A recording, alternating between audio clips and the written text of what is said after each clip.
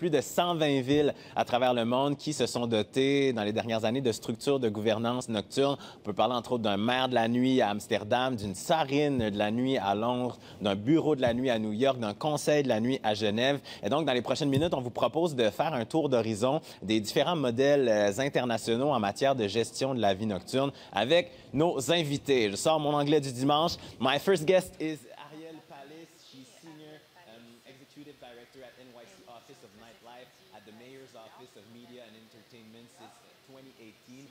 Ms. Pallis is a New York nightlife professional who came to the Stroll with a dual experience in nightlife and community development. She owned and operated the Sutra Lounge, a Lower East Side nightclub, for 10 years, served on the Manhattan Community Board Alcohol Licensing Committee for over 6 years, and spent the previous 3 years prior to her appointment helping nightlife entrepreneurs to open their own establishments through her consultancy firm, almost got it, firm Venue Advisors. Ariel, bonjour, hi. Bonjour. Nice to meet you.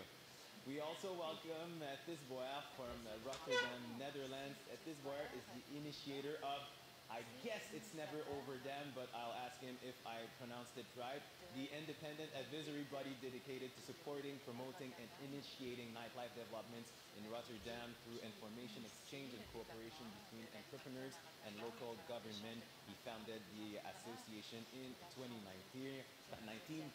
Bonjour, Thys. Hi. So is it Never Over Dam? Is it the way to pronounce it? Not so. It's actually translated to Night Watch. Night Watch. Okay, so I'll call it... Very far from French, probably Dutch. Yeah, it's very far. So my interpretation was wrong, but I like the meaning of it. Night Watch, Rotterdam. Notre prochain invité, c'est M. Gildas Salin de la ville de Nantes, en France. Il est diplômé d'histoire à l'Université de Nantes, auteur de plusieurs ouvrages, articles sur l'histoire et le patrimoine de Nantes et de la Bretagne. C'est un passionné de numismatique, donc c'est la passion de la monnaie et des médailles. Il est élu à la ville de Nantes depuis 2015. Durant son premier mandat, il était chargé de la culture scientifique, des droits humains et des coopérations internationales, mais il est devenu depuis délégué au commerce et la ville la nuit, adjoint du quartier centre-ville. Je pense qu'on a un petit problème technique. Son image semble gelée pour l'instant, mais on lui souhaite tout de même la bienvenue et les salutations. Et on espère qu'on va le retrouver sous très peu. Et notre dernière invitée, c'est Mme Zabou Elisabeth Jacquet de Genève, en Suisse. Elle est exploitante d'établissements publics nocturnes, membre du bureau du nightclub culturel La Gravière à Genève. Elle a été de 2013 à 2020, membre aussi du Grand Conseil de la nuit depuis 2012, dont 3 ans à sa coprésidence. Elle a démissionné du comité en 2021 pour pouvoir mener à bien la création d'un poste rémunéré au sein de l'association. C'est une femme qui est porteuse de projets, spécialiste logistique d'événements, administratrice culturelle, aussi active dans plusieurs comités d'association, dont celui du label Weekend Dance It, un label de promotion de l'égalité en milieu festif, et dans celui de l'association Le Bloc, qui gère le nightclub La Gravière. On l'a vu nous saluer, mais je la salue officiellement. Bonjour, Zabou. Bonjour à toutes et à tous. Allô. Alors, ce que tous nos invités de ce matin ont en commun, c'est qu'en fait, qu'ils œuvrent parfois à l'intérieur de l'administration municipale, parfois à l'extérieur de l'administration municipale, à cette idée de mieux gérer les activités nocturnes de leur municipalité. They will all be doing a short presentation of their work, and then we'll have the chance to discuss together. So we'll start with Ariel Pallis in New York. Nightlife is clearly a vital part of New York City's economy, culture, and identity, supporting nearly 300,000 jobs and generating $35.1 billion in economic impact. The city's nightlife has also long been an important incubator of cultural movements and continues to provide spaces for connection, creativity, and personal expression. So, Ariel, first question, simple one for me. What is the Nightlife Office of New York City?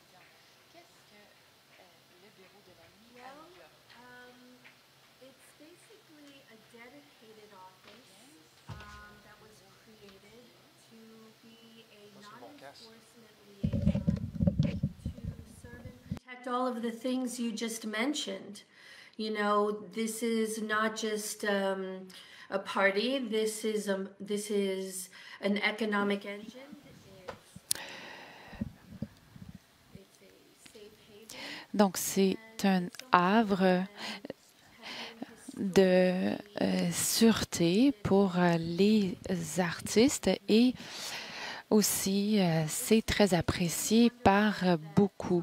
Donc, c'est vraiment merveilleux que ce bureau a été créé il y a 3 ans et demi. Mais comment est-ce que ce bureau a été créé? Eh bien, la création de ce bureau fait partie d'un mouvement mondial qui a commencé en Amsterdam avec Merrick Milan, qui a été le premier maire de la nuit il y a 15 ans. C'est ce qui a vraiment lancé la conversation, je pense, non seulement à New York, mais aussi à travers le monde. Ce mouvement pour stimuler la vie nocturne avait commencé alors. Donc, il y avait eu beaucoup d'efforts populaires de la part de plus petites organisations qui représentaient l'industrie, les artistes et les commerces. Ceci dit, on veut avoir des représentants à l'intérieur du gouvernement qui peuvent porter notre voix et nous représenter. Donc, après plusieurs années d'efforts soutenus, ce bureau de la nuit a été créé à New York et j'ai été nommée. Encore une fois, ce n'est pas coercitif, donc le but de ce bureau, c'est vraiment d'aider à identifier les problèmes systémiques qui existent depuis longtemps et qui ont longtemps rendu cette industrie beaucoup plus lourde qu'elle ne devait l'être. Donc, on voudrait avoir maintenant une industrie plus juste, plus accessible et vraiment plus revitalisé finalement. Le moment est vraiment opportun parce que la semaine dernière, le bureau vient de publier son premier rapport complet. Vous pouvez le trouver, le lire. C'est 160 pages sur nyc.gov/nightlife.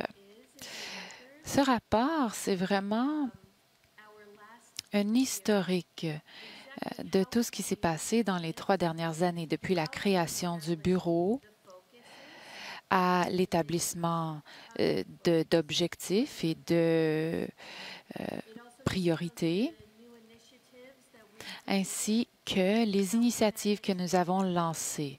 Ça inclut aussi un rapport sur notre gestion de la pandémie et des recommandations que nous avons émises pour l'avenir.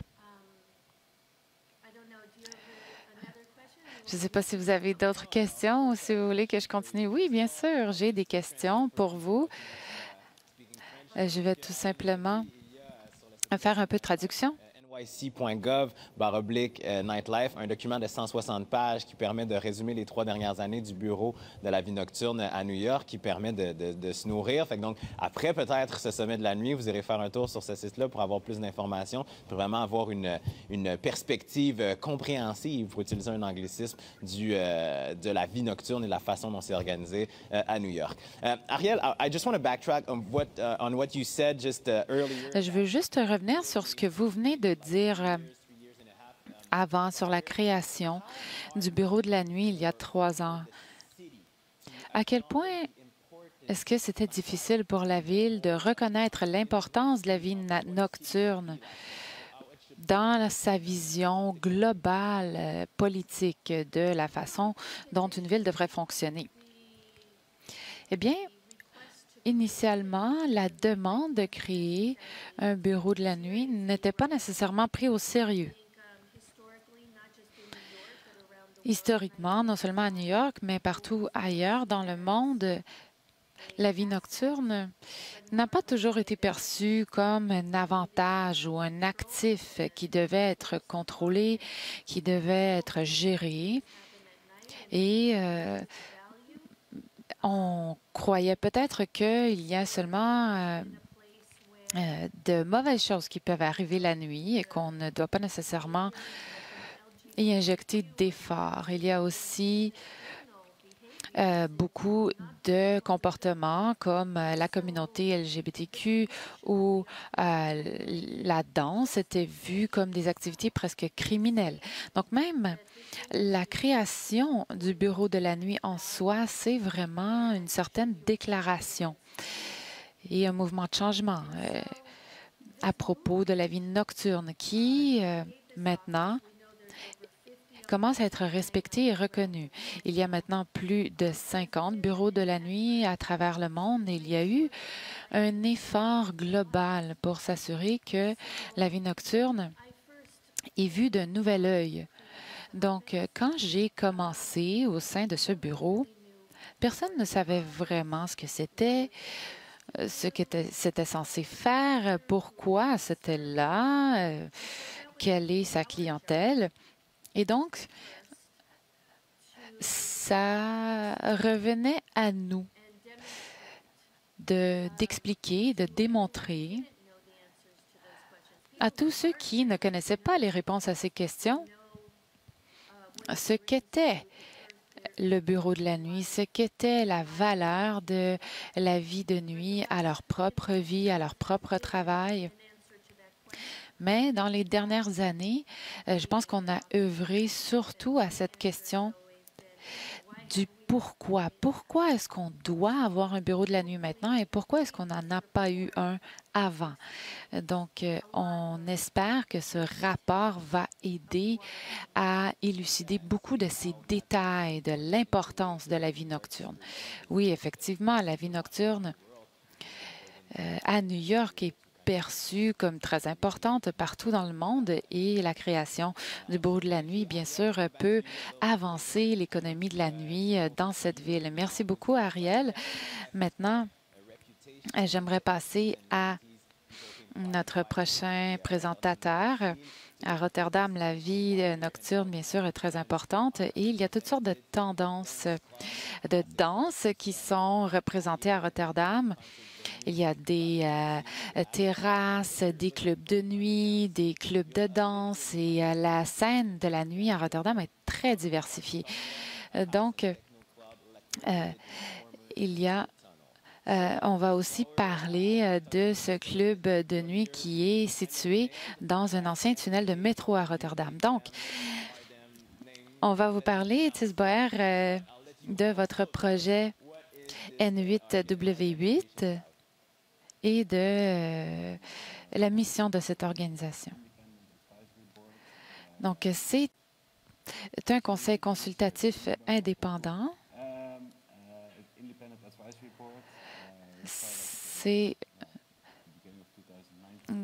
quelque chose qui a commencé en 2019 à partir d'une crainte commune que la vie nocturne à Rotterdam était en train de s'affaisser. Et nous avons réuni beaucoup de professionnels de toutes sortes de domaines.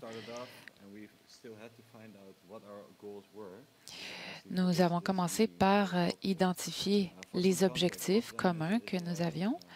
Et pour un peu de contexte, Rotterdam, c'est une ville super moderne, portuaire. Voici une salle, un bar, une salle de danse. Il y a aussi beaucoup de salles à Rotterdam qui sont ouvertes 24 heures sur 24. Il y a une grande scène du jazz ici. Donc, si les artistes de jazz viennent en Europe, ils passent certainement par Rotterdam. Et depuis les années 80-90, comme vous l'avez dit, la musique électronique a vraiment trouvé sa place ici. Il y a aussi 60 gros événements par année. 50 d'entre eux attirent des foules de plus de 20 000 personnes, comme vous voyez sur la photo. Et pour ce qui est de l'histoire de la gouvernance à Rotterdam, j'aimerais mentionner ce monsieur qui était le premier maire de la nuit depuis les années 70. On l'appelle officieusement, maire de la nuit, bien sûr.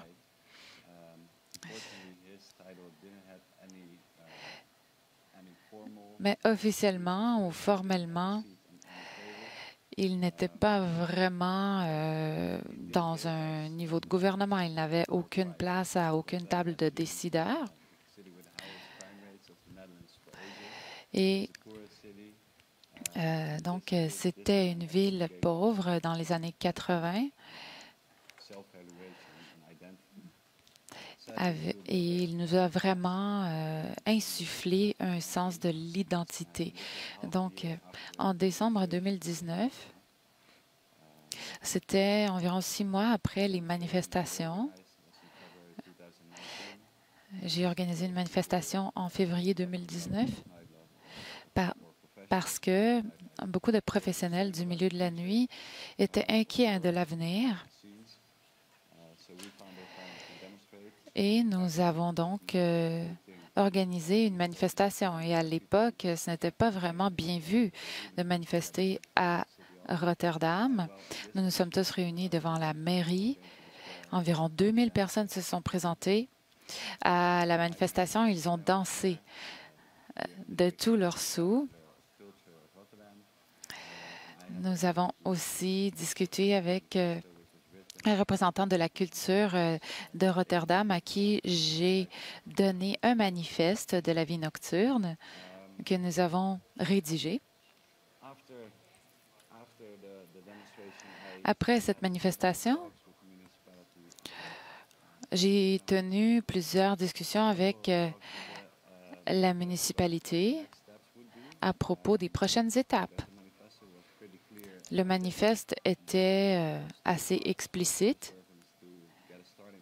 mais c'était peut-être un peu difficile de trouver un point de départ pour les élus de la ville. Et donc, j'ai constitué un comité consultatif indépendant pour vraiment élaborer des objectifs. Nous étions 150 à travailler là-dessus. On avait des propriétaires de clubs, des planificateurs urbains, des politiciens et toutes sortes de gens, finalement.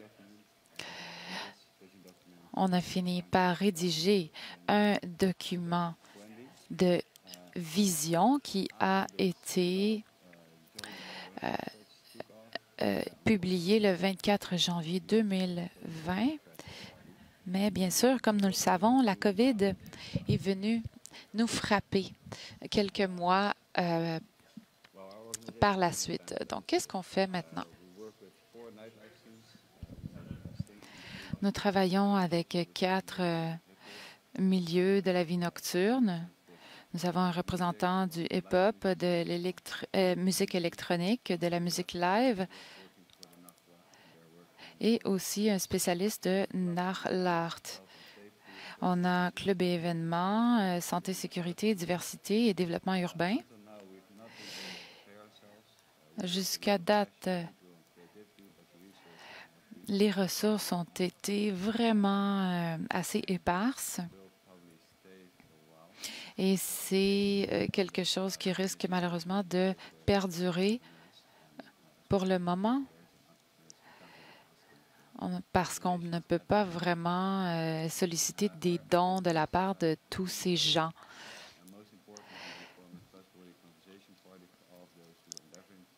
Et le plus important, c'est qu'on a lancé les conversations. On a beaucoup d'activités comme des émissions radio mensuelles où nous parlons avec des entrepreneurs, mais aussi avec des chercheurs dans des domaines pertinents. Nous avons aussi des sessions bimensuelles de questions-réponses à propos de la vie nocturne. Nous discutons lors de ces sessions des progrès que nous avons accomplis, mais nous parlons également des défis auxquels font face les entrepreneurs. Il y a aussi quelques activités spontanées, comme un séminaire sur les événements touristiques, les politiques municipales et des événements comme celui-ci, par exemple. Nous avons aussi fait une campagne de 6 semaine qui s'appelle Night Space. C'est un podcast où nous avons lancé 30 épisodes sur une période de 6 semaines. Donc, nous faisons toutes sortes de choses. On se ferait un chemin. Et j'ai bien hâte aussi de consulter le rapport dont a parlé Ariel à newyorkcity.gov/nightlife. On a aussi beaucoup de partenaires à travers le monde, une quinzaine. Ce sont ceux avec lesquels on discute des idées en premier. Nous voulons, pour le moment, rendre notre organisation plus stable financièrement.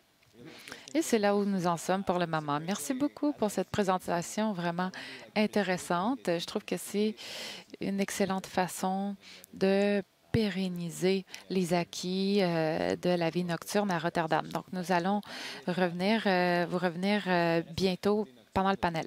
2013, l'année de la première élection symbolique d'un maire de la nuit. C'était pas un restaurateur, c'était pas un bistrotier, mais c'était plutôt quelqu'un qui avait une réelle vision de la vie nocturne. Les nuisances sonores, les problématiques de sécurité publique, elles ont bien sûr été abordées, mais l'objectif, c'était aussi de garantir aux citoyens de Nantes, aux Nantais et aux touristes l'assurance de pouvoir profiter d'une vie nocturne qui est dynamique et aussi de la développer. Depuis ce temps-là, on trouve un conseil de la nuit qui fait partie de l'appareil municipal et en 2015, la ville a tenu son premier forum de la nuit semblable à celui-ci.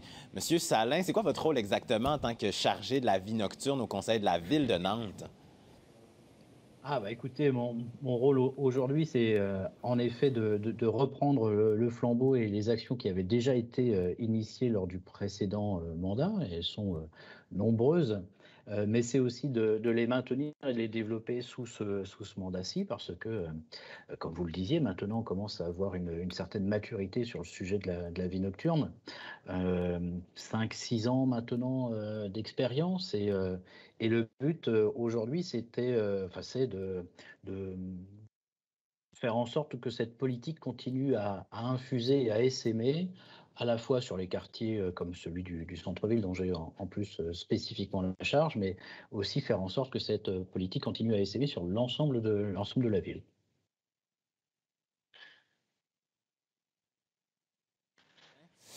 Quand vous êtes arrivé dans cet emploi-là, ça a été quoi les premières réflexions, mis à part l'idée de préserver la culture ou le legs qui vous a précédé? Ça a été quoi vos premières réflexions sur comment vous pouviez développer, élever la vie nocturne à Nantes?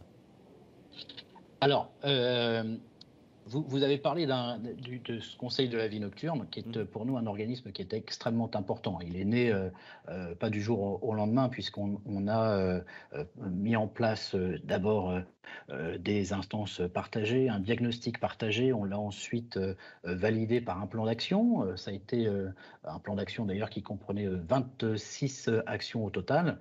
Et le but, ça a été de mener jusqu'à son terme donc cette partie-là. Et comme je vous le disais aussi à l'instant, c'est de prolonger la réflexion.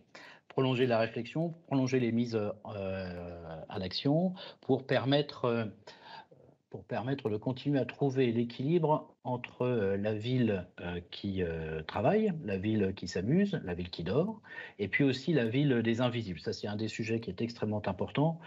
Permettre aussi, on sait que les inégalités, les fractures apparaissent, les sensibilités arrivent aussi encore plus le soir. Pardon. D'accord. Et je crois que vos collègues me contactent et j'ai eu peur qu'il y avait une difficulté technique. Donc, comme je vous le disais aussi, c'est de permettre que ces actions puissent continuer à se diffuser sur l'ensemble de la ville. C'est-à-dire que nous avons des quartiers qui sont clairement identifiés comme étant ceux de la vie nocturne, ceux de la fête en particulier.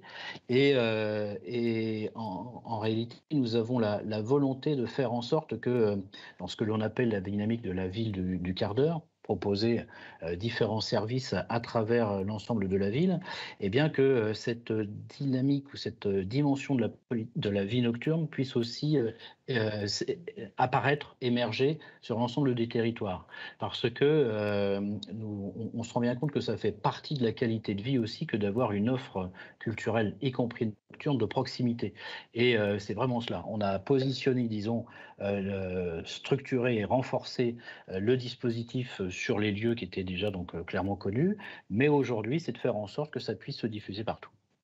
Cohabitation de tous les types, disons-le comme ça, de citoyens, citoyennes dans la ville de Nantes, puis aussi l'idée de pouvoir créer cette fameuse synergie dans une ville qui vit 24/7, comme on dit ici au Québec ou en anglais, donc 24 heures, 7 jours sur 7. Merci, M. Salin. On va vous revenir un petit peu plus tard. Et là, on va se tourner vers la Suisse où la vie nocturne, elle se déroulait principalement autour des squats depuis les années 80. Les squats, c'est ces fameux bâtiments abandonnés qui étaient occupés illégalement par des artistes, mais qui étaient quand même tolérés par les autorités. Bien, ils ont longtemps assuré la vie culturelle locale. D'ailleurs, leur réputation, elle dépassait même les frontières suisses parce que c'est dans les squats de Lausanne et de Genève, entre autres, que l'iconique groupe québécois, les Colocs, ont trouvé l'inspiration de certaines chansons à résonance, disons-le comme ça, reggae de l'album Dehors Novembre, un de mes albums favoris de toute la vie, qui est sorti en 1998. Ça va peut-être en surprendre quelques-uns, quelques-unes, mais le reggae est très populaire en Suisse. En tout cas, a été très populaire à une certaine époque. Je ne sais pas si c'est encore le cas. On pourra peut-être demander à notre invité. Mais toujours est-il que la fermeture des squats dans la dernière décennie,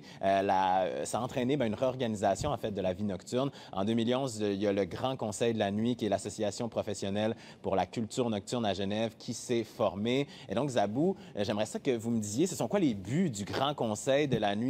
C'est quoi la relation aussi que ce Grand Conseil-là entretient avec l'organisation municipale, l'administration municipale de la ville de Genève? Alors, oui, alors effectivement, c'est la culture squat de Genève définit beaucoup la vie nocturne actuelle. Le Grand Conseil de la nuit s'est formé lors de la fermeture des squats, en parallèle avec d'autres mouvements qui étaient vraiment plus sur vraiment la vie des squats, parce qu'il y avait bien sûr les squats qui étaient utilisés comme lieu culturel, mais les squats d'habitation. Donc on a eu aussi beaucoup de mouvements pour la vie en squat, qui a été important à ce moment-là. Le Grand Conseil, vous parlez de la municipalité à Genève, c'est un petit peu spécial. Donc c'est une très petite ville.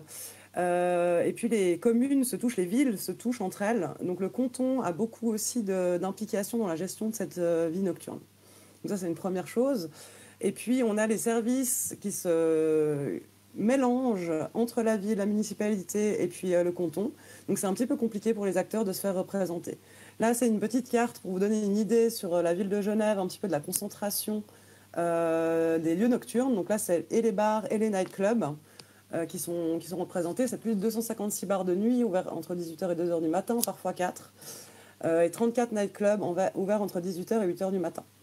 On a là-dedans 27 lieux reconnus comme culturels, donc soit par notre association, soit par le canton lui-même, donc le service de la culture du canton. Donc le Grand Conseil de la nuit, si vous pouvez passer à la slide suivante. Donc le Grand Conseil de la nuit s'est créé parce que vous voyez qu'on a énormément de départements différents, puis il est très difficile de communiquer avec eux, et on s'est regroupé en tant qu'acteurs et actrices économiques et culturelles de la nuit pour pouvoir discuter avec eux, créer une plateforme de nous, le Grand Conseil de la nuit, consultant ces acteurs et actrices, et puis on les représente ensuite à travers ces différents départements. Donc là, vous voyez que le canton va mettre à disposition des autorisations d'ouverture. On a des soutiens non monétaires. Donc ça, c'est une chose qui est arrivée après les squats. Le canton a décidé que ces lieux étaient quand même très importants et de pouvoir les garder finalement, et a mis à disposition les lieux. Donc ils ont régularisé, si vous voulez, les lieux culturels qui étaient des squats et qui étaient illégaux à la base. Ils sont maintenant en fait partenaires avec le canton ou la ville. Et puis après, bien sûr, qu'on a tous les problèmes de nuisance qui sont gérés par le département du territoire, service de l'air, du bruit, des rayonnements non ionisants et l'office de l'urbanisme pour l'aménagement du territoire. Après la ville, c'est plutôt des autorisations qui peuvent délivrer, comme ici, des autorisations de manifestation sur le domaine public. Et le service de la culture qui reconnaît ces lieux nocturnes maintenant, grâce, j'espère, un petit peu à nous, comme des lieux culturels, et les soutient monétairement en leur donnant des subventions, des fois des conventions de subventionnement qui durent sur plusieurs années. Donc nous, on s'est réunis, on a créé ce Grand Conseil de la nuit qui a plus ou moins les mêmes buts que le bureau de New York, d'ailleurs. C'est vraiment identifier les problématiques, proposer des solutions. Aussi, on a l'envie de promouvoir, bien sûr, toute cette riche vie nocturne. Donc, on s'est vraiment placé de cette manière et on a pu créer un vrai dialogue entre le canton, la ville et puis ces acteurs et actrices de la vie nocturne. Vous pouvez passer à la prochaine slide si vous voulez. Donc là, on a des petits exemples des politiques qui ont été, grâce entre autres au Grand Conseil de la Nuit, mises en place. Donc c'est le recyclage de ces bâtiments. On a un joli exemple ici du Club de la Gravière. Vous voyez la première photo en haut, qui était un bâtiment qui était simplement pas utilisé, qui appartenait au canton, qui a été mis à disposition d'une association, qui a été transformé, comme vous le voyez en dessous, qui est ouvert maintenant depuis 2011. Donc c'est des lieux qui sont censés être éphémères, mais à Genève, ça dure souvent très longtemps. En Suisse, on a une politique qui est un petit peu lente. Donc heureusement, ça fait bientôt, ça fait 10 ans maintenant que c'est ouvert et pourra rester encore quelques années. Donc il y a plein de lieux comme ça et on a beaucoup de lieux culturels nocturnes qui sont concernés, comme aussi l'usine, si vous voulez passer à la prochaine slide, que j'ai décidé de choisir pour illustrer le soutien financier. Parce que ça, c'est vraiment un squat qui existe depuis 35 ans et qui a été régularisé par la ville il y a quelques années. Et maintenant, c'est vraiment des partenaires très forts de cette exploitation. Ils soutiennent, donc le lieu est autogéré, mais ils soutiennent financièrement plusieurs associations, dont les 3 nightclubs qui existent à l'intérieur du bâtiment. Bien sûr, autrement, il y a 18 associations culturelles, il y a plein d'artistes, d'ateliers d'artistes également. Voilà. Et ça, c'est quelque chose, je pense, qui est assez spécial, de donner comme ça de l'argent, surtout avec la difficulté de reconnaître ces lieux nocturnes comme des lieux culturels. Et je suis assez fière de pouvoir présenter cette ligne directrice politique qui continue à exister. Et puis, les lieux nocturnes sont de plus en plus considérés, en fait, plus le temps avance. On peut passer à la 3e ligne directrice, un petit peu que nos politiques ont choisi avec nous. Donc, c'est l'aménagement du territoire, la mobilité et la promotion.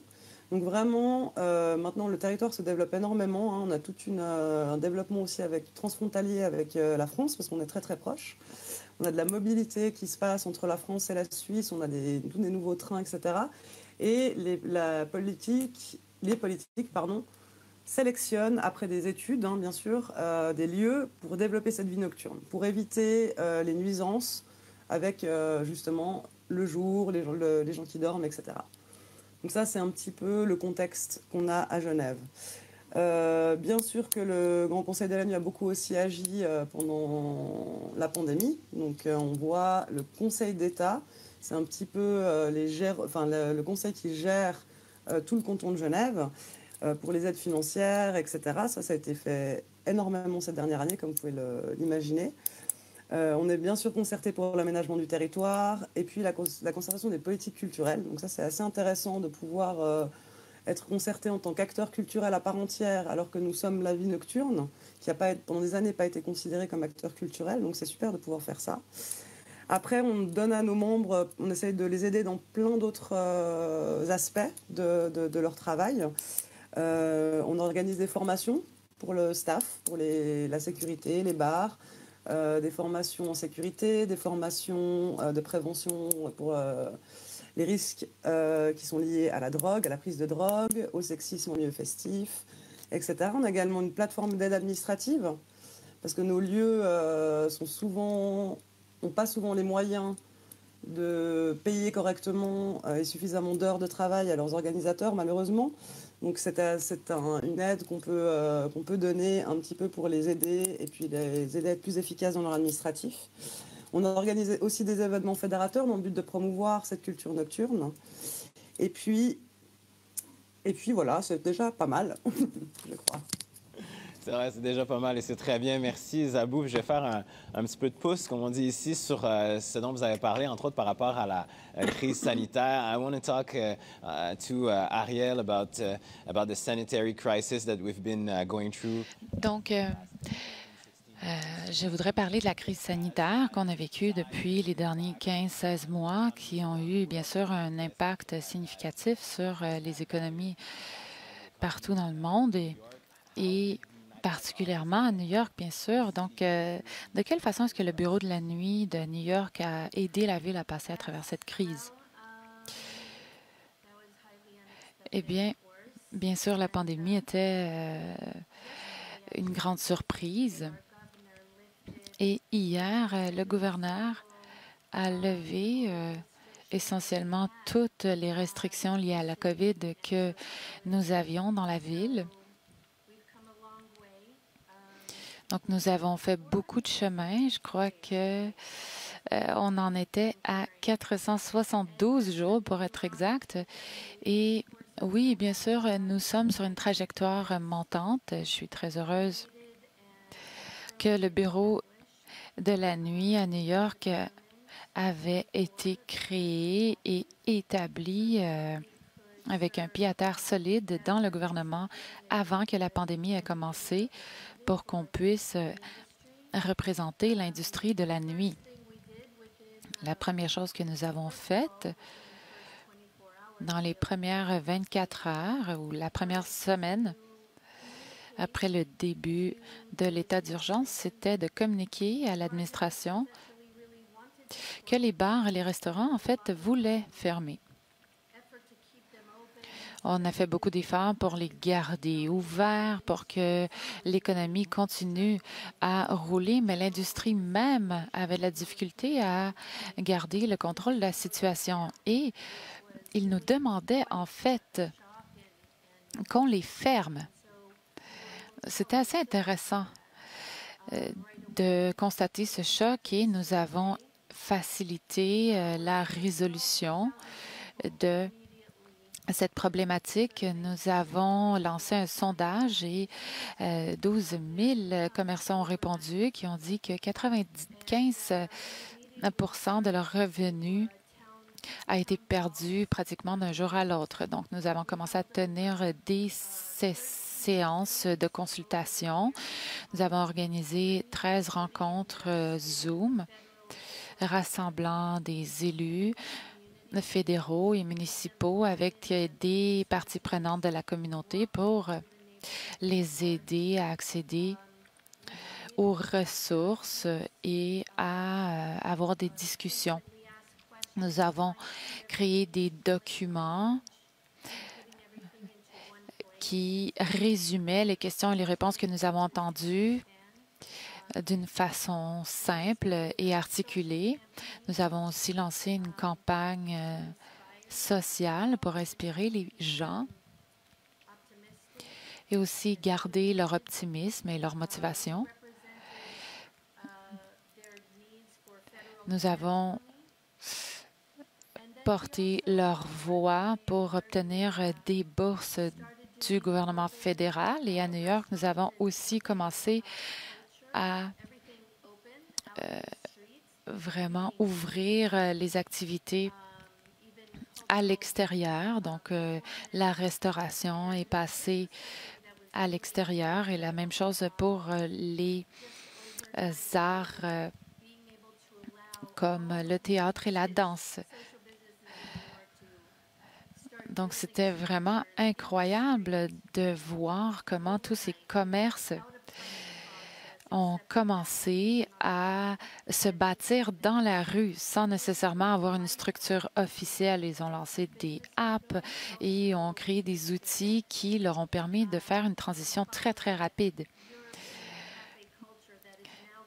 Et on a vraiment, je crois, une culture des cafés qui est devenue permanente à New York.